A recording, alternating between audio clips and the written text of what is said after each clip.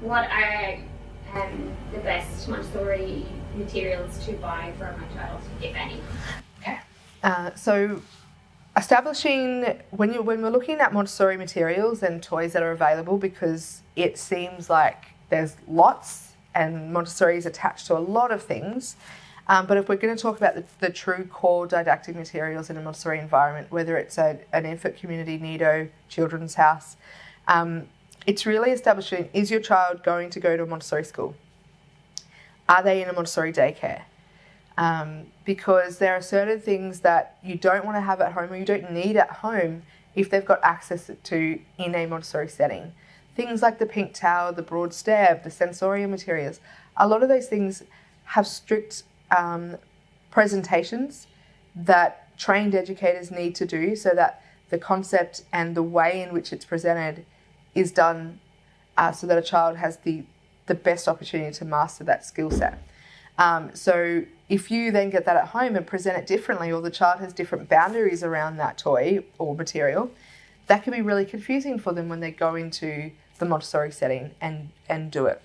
However, if you are completely having your child holistically at home all the time and you plan to homeschool or move into that sort of academic realm as they progress in development, things like that can be really good investments are the movable alphabet, sandpaper letters, so a lot of the language activities in a Montessori setting.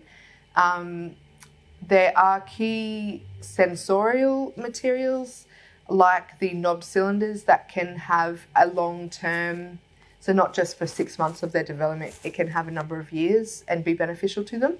They're the type of materials that are worth the investment.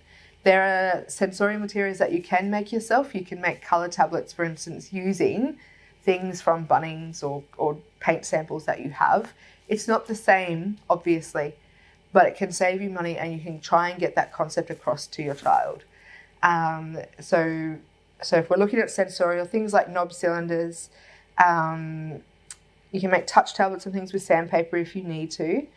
When we're looking at language, the movable alphabet and sandpaper letters are definitely two things I recommend quite often. And when we look at mathematics, there is so much work you can do with the beads. These days, the beads are cheap enough to buy. Back in the day, 2 decades ago, people were making them. If you still want to make them, that's fine.